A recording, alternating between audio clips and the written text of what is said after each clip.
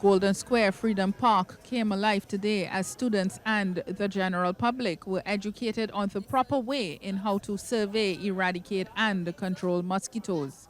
Environmental health officer attached to the Vector Control Unit, Paula Husband-Charles, says illegal dumping and other methods of discarding garbage indiscriminately remain a concern for them. Generally speaking, when the officers from the Environmental Health Department go around, we would find the sites that have been more or less people drop things around the house or in the environment, and that's where we will find a lot of breeding taking place.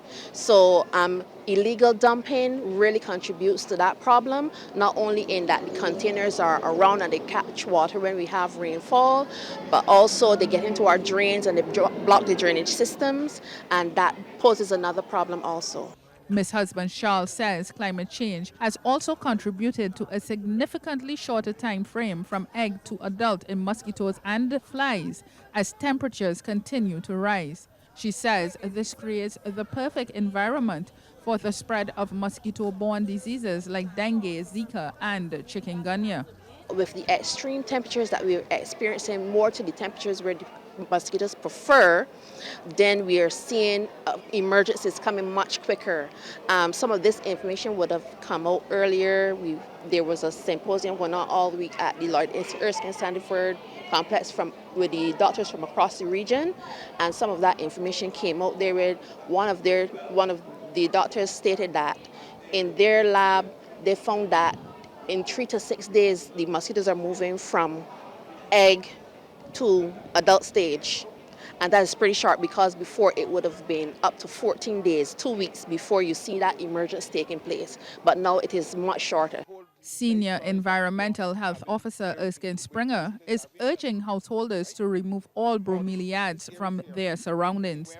Bromeliads, which have approximately 2,500 variations, include pineapples and create the perfect breeding ground for mosquitoes. We might come and treat the area, but then a couple days also after, mosquitoes got mosquitoes and flash again, right?